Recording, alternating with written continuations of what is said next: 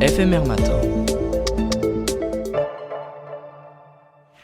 Et c'est l'heure du récap 2023 préparé aux petits oignons par Paul et à Célia. Bonjour à vous deux. Bonjour. Alors vous avez épluché pour nous mois par mois les actualités de cette année quelque peu mouvementée.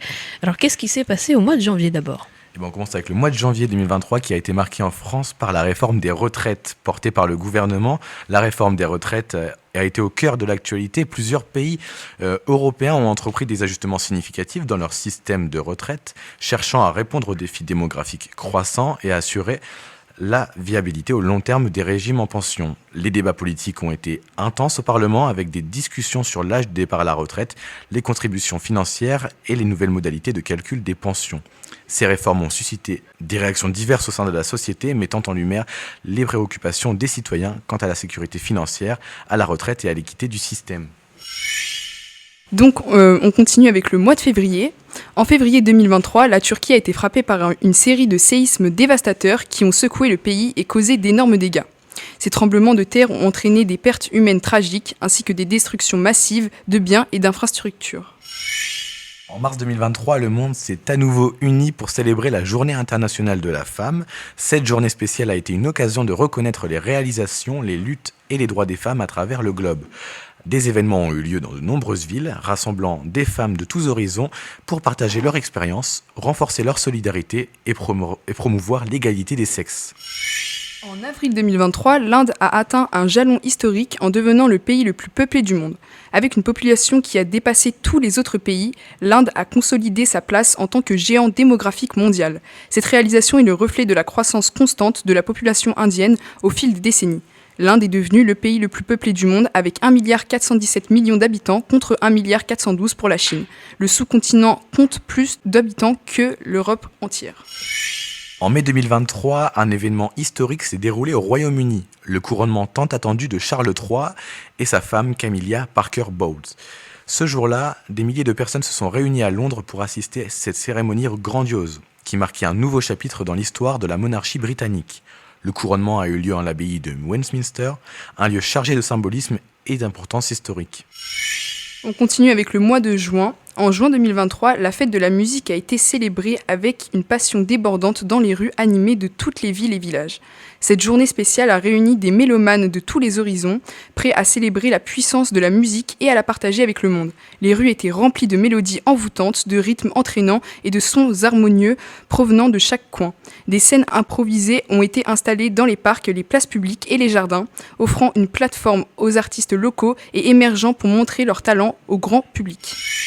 Mais nous continuons avec les émeutes après la mort de Naël. Malheureusement, il y a eu de nombreux affrontements très violents qui se sont montrés similaires à ceux de 2005. Cependant, Oppenheimer et Barbie ont été les plus gros films de 2023 et ils sont sortis cet été. Le box-office a explosé, atteignant des milliards de dollars. On part au mois d'août avec une forte opposition au Niger à la présence française dans le pays, des violences envers l'ambassade française au Niger. Et on a appris ce matin que la France va fermer son ambassade, qui n'est plus en capacité de fonctionner normalement. Décision extrêmement rare qui signe le divorce entre Paris et Niamey, alors que tous les soldats français déployés au Niger devaient avoir quitté le territoire d'ici vendredi.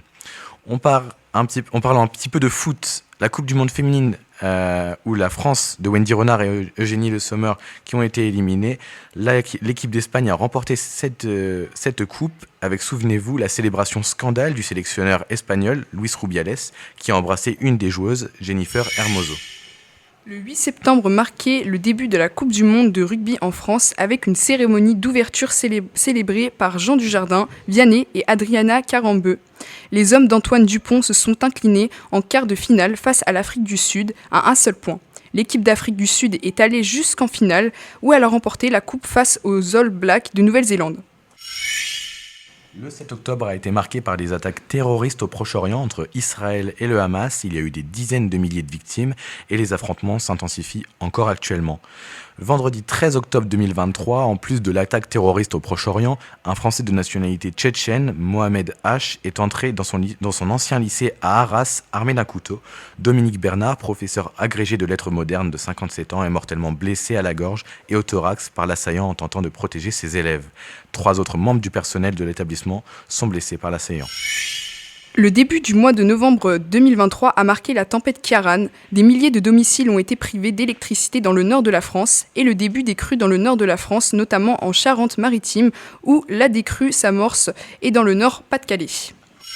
En parlant de Nord-Pas-de-Calais, en décembre, Ève Gilles, la Miss représentant cette région, a remporté le diadème tant redouté des Miss, malgré que sa victoire a suscité de nombreuses critiques sur les réseaux sociaux.